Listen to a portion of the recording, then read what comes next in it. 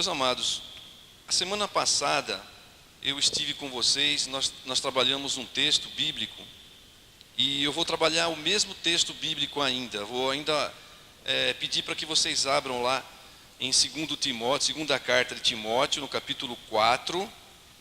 Foi esse mesmo capítulo que nós trabalhamos, a segunda carta de Timóteo, no capítulo 4.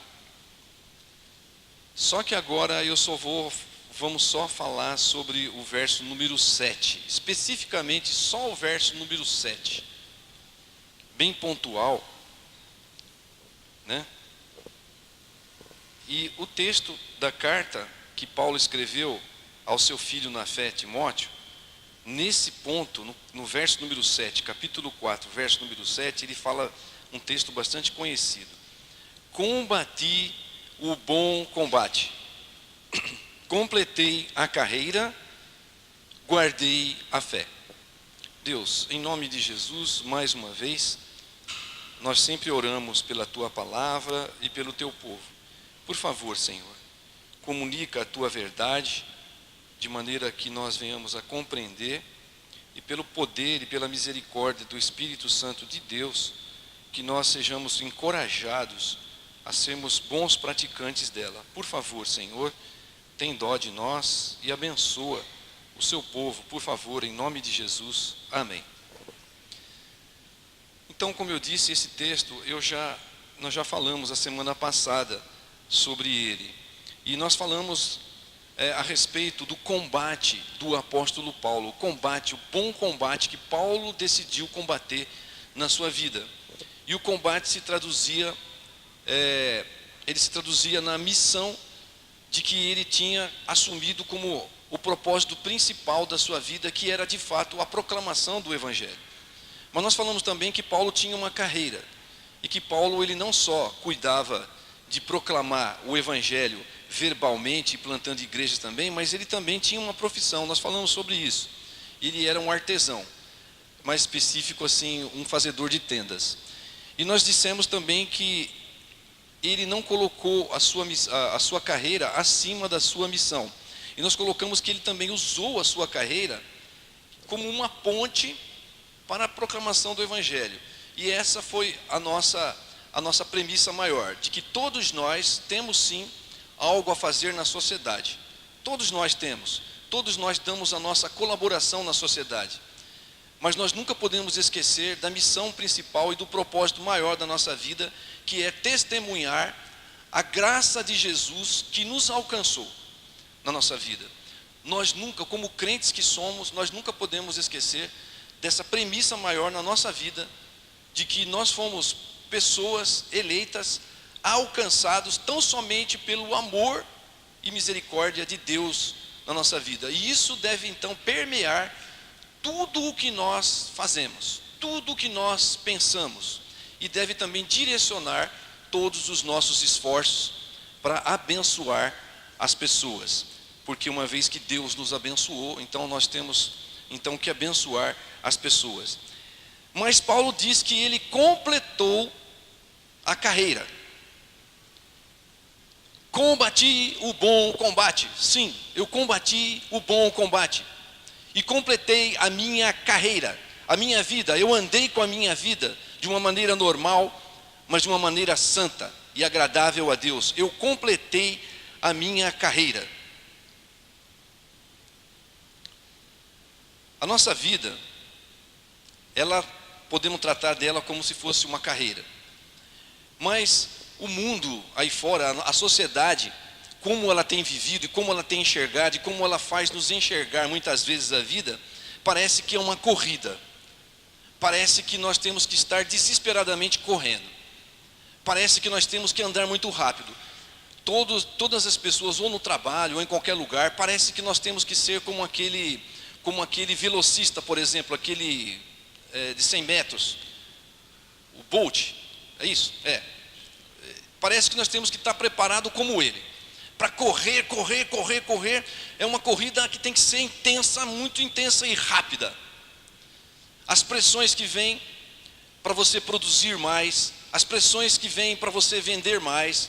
Hoje você tem uma meta, E você vai, e no mês que você vai trabalhando, você cumpre aquela meta. E o patrão então fala: muito bem, servo bom e fiel, completou a meta. Mas agora a meta está mais ali, ó. É mais lá em cima, tá bom? Está mais para lá. Vamos nos juntar aqui e vamos ver como é que nós vamos produzir mais e melhor em menos tempo.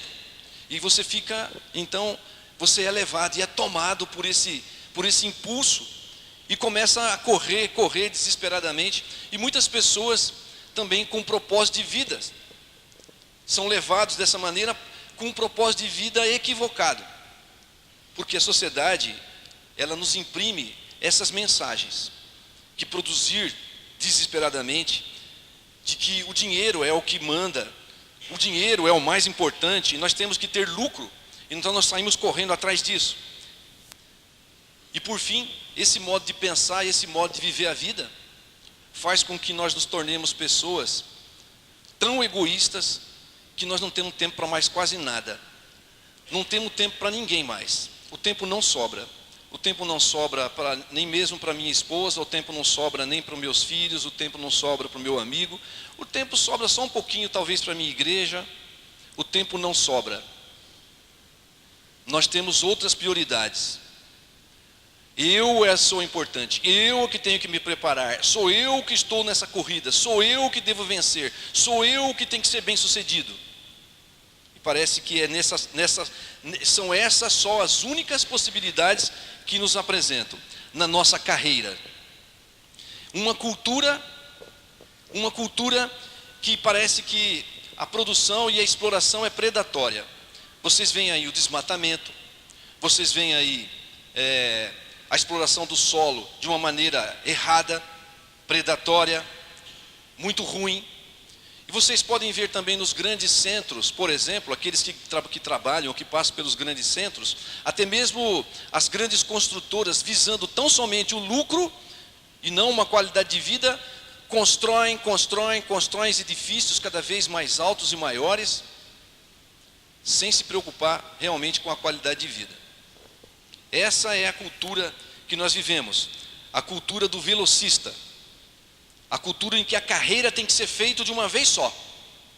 Se você perder essa oportunidade, você está perdido, você não vai ser bem sucedido.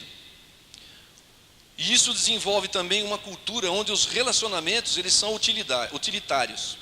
Ou seja, eu só vou ter amizade com você se você puder me dar alguma coisa.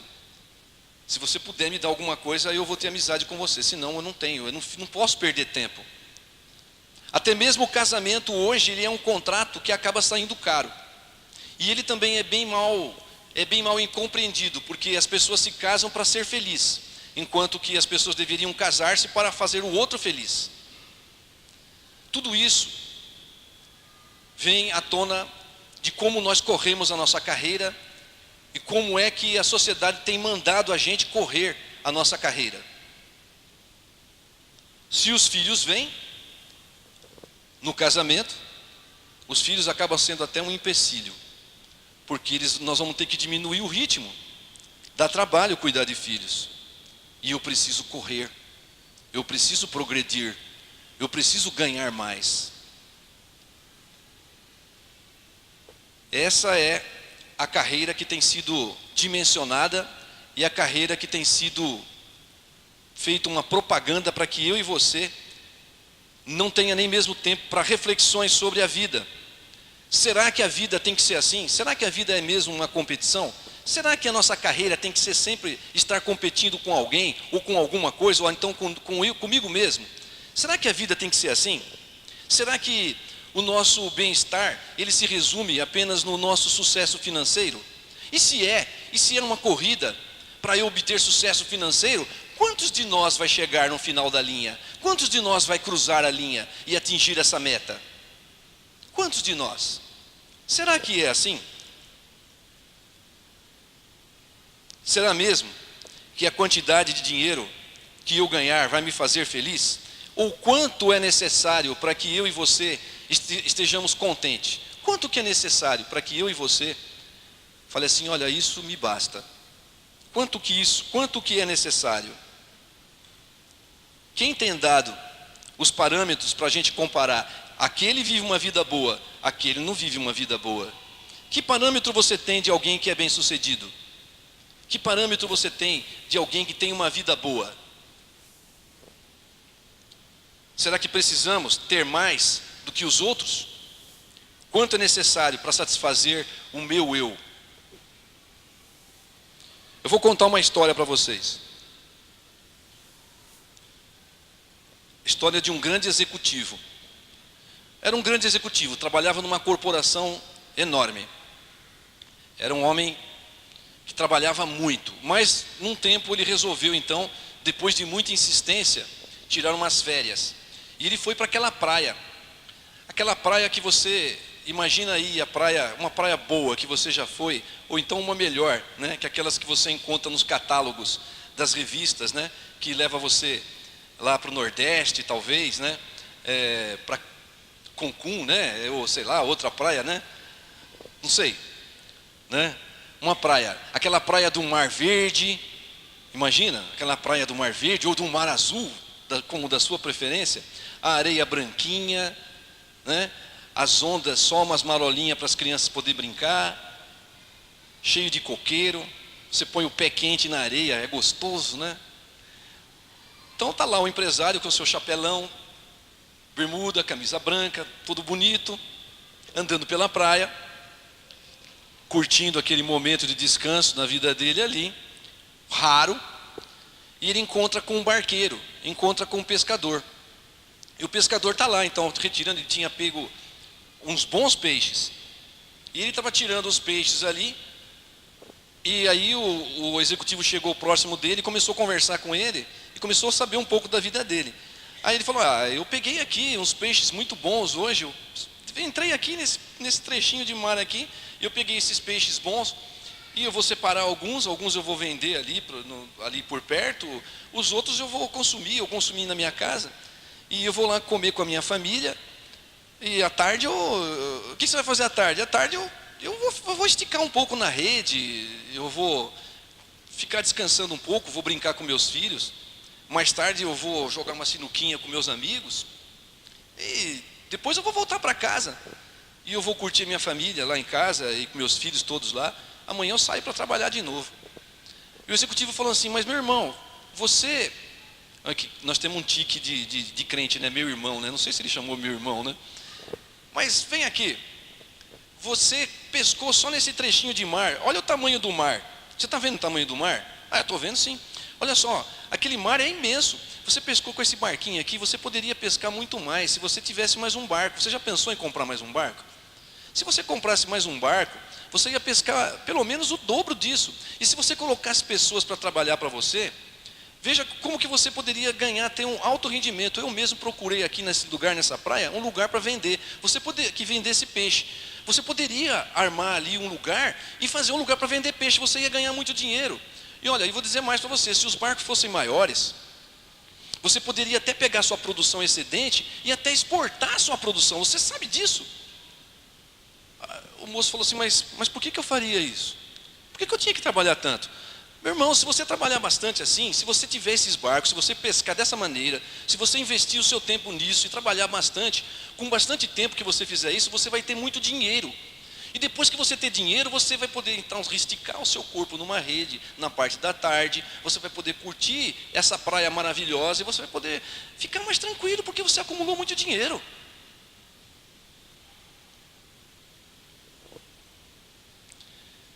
As pessoas querem viver e trabalhar pensando sempre no futuro. E às vezes o futuro está bem diante de nós. As coisas que realmente valem a pena está bem pertinho de nós. E a gente não consegue enxergar. Ele já tinha a bênção da família, ele já fazia tudo aquilo e não precisava fazer aquela loucura toda. Então, Paulo escreveu para Timóteo, na primeira carta, ele escreveu o seguinte... No capítulo 6, tendo sustento e com o que nos vestir, estejamos contentes. Quantos de nós pensa sobre isso? Quantos de nós, na corrida da vida, pensa a respeito dessa coisa, que nós precisamos de bem pouco, não muito? Quantos de nós, inclusive eu, pensa a respeito disso?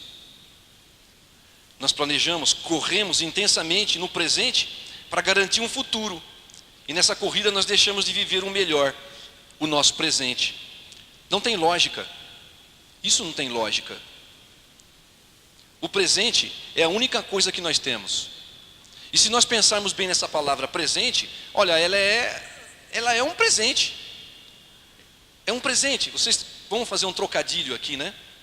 O presente é um presente. Então vamos viver o presente. Vamos procurar as coisas que Deus tem nos dado e valorizar aquilo que Deus tem nos dado. E vamos viver o presente. Vamos correr a nossa carreira observando o que Deus está fazendo na nossa vida. O que é que Deus tem feito por mim? Vamos observar isso.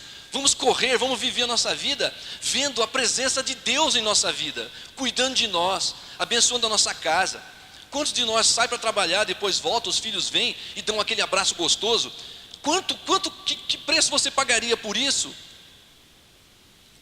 O esposo, um casamento, uma mulher fiel, um homem fiel, que valoriza você, os seus parentes mesmos, a educação que teus pais te deu, que às vezes com muito sacrifício, mas deu ali uma educação para você, e você pôde então também repassar aquilo. O que nós precisamos? Eu e você especialmente, já que nós somos uma pessoa, um homem, uma mulher alcançado por Jesus Cristo, já que Jesus morreu por mim e por você na cruz, já que todos os nossos pecados foram perdoados, por conta de Jesus ter lá sido crucificado na cruz e derramado seu sangue, já que Ele ressuscitou para justificar a sua vida diante de Deus, e você ser restaurado na presença do Pai, ter comunhão com o Pai, o que mais nós precisamos? Já que Ele nos prometeu que na casa do Pai haveria de ter muitas moradas, e nós temos essa esperança de lá vivermos em paz, na paz de Deus, onde não haverá mais nada. A nossa corrida estará completa aqui, a nossa carreira. De que mais nós precisamos? De quanto tempo você precisa investir na sua vida para ganhar dinheiro, eu e você? Será que precisamos mais do que o céu? A que ponto pode chegar a cobiça e a ganância humana? E eu quero falar mais uma vez sobre isso. As pessoas nunca param, os olhos nunca param de ver e de desejar. E isso é uma realidade que nós temos que suprimir.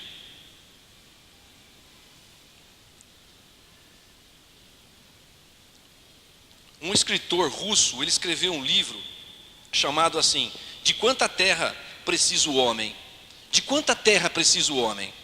E ele conta uma história de um camponês que ele tinha muita terra, mas ele queria cada vez mais terras, e ele foi comprando as terras ao redor das suas propriedades, e até que ele chegou numa divisa de uma tribo, e o chefe tribal então conversou com ele e falou: vamos fazer um acordo aqui, você quer mais terras, vamos fazer um acordo, vamos tratar um preço que não é caro, um preço que você pode pagar, e você vai fazer o seguinte, você vai andar nessa direção, o quanto você puder andar nessa direção, é o tanto de terra que você vai ter, por esse preço que você acordou aqui. Ele falou: tá bom, ótimo. Aí ele pegou e começou a andar, só que ele falou: mas espera um pouquinho aí, só que é o seguinte, você tem que voltar nesse ponto de partida aqui, até o pôr do sol, tá combinado. E ele foi, então ele começou a andar muito rápido, porque ele queria muita terra. Ele começou a andar e seguiu na direção norte, e foi seguindo, e começou a correr. Eu preciso daquela terra, mas eu preciso daquele campo também, mas tem aquele outro campo lá, um campo verde, nossa, aquele é maravilhoso, eu vou correr para lá. E foi quando ele percebeu, ele olhou, o sol estava se pondo. O sol estava se pondo. Aí ele deu desespero, ele pegou: preciso voltar. E começou a voltar, e começou a correr, e desesperado, aquela agonia. Quando ele chegou perto do ponto de partida, ele teve um súbito e caiu duro ali, antes do ponto de partida.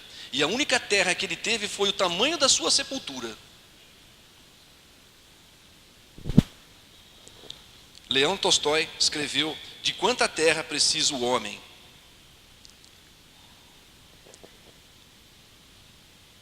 quanto nós precisamos para ser feliz verdadeiramente, para correr a nossa vida, para andar na presença de Deus.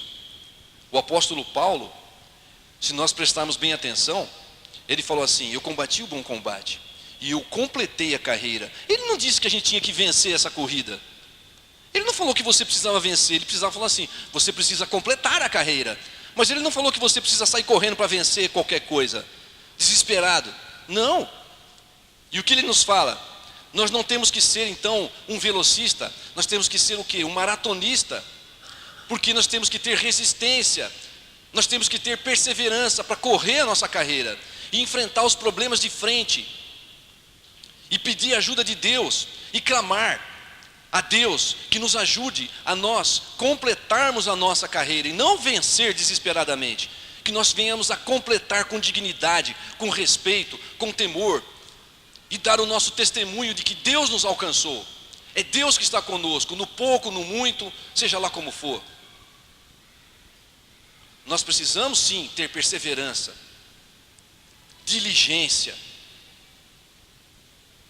resistência. Nós temos que ser um maratonista e não um velocista. Completar a carreira firmes, guardados por Deus, buscando os valores eternos. E isso é que é importância.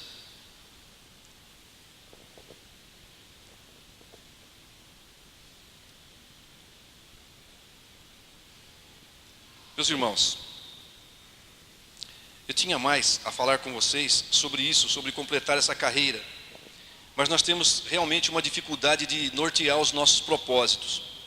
Porque a sociedade que nós vivemos, ela é uma sociedade imediatista.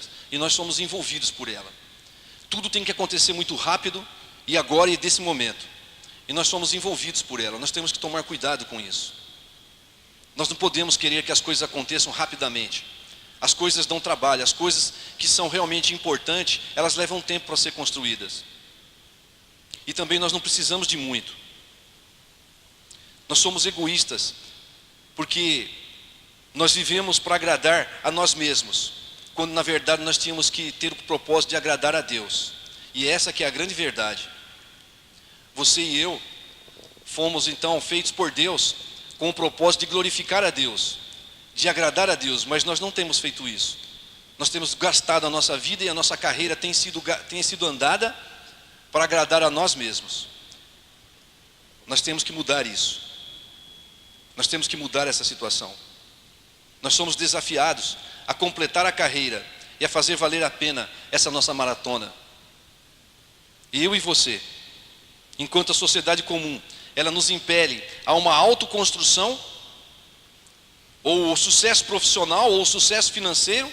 Em Cristo, nós somos chamados pela graça a viver totalmente na dependência de Deus.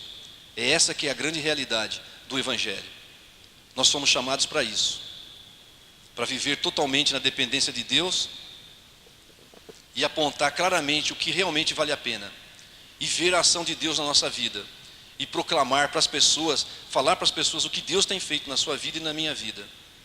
Nós temos que completar a carreira. Às vezes as pessoas olham uns aos outros e ficam pensando: mas às vezes é fácil falar, porque ele tem dinheiro, ou ele tem isso, ele tem aquilo. Mas nem sempre foi assim na vida das pessoas. Ninguém começou assim.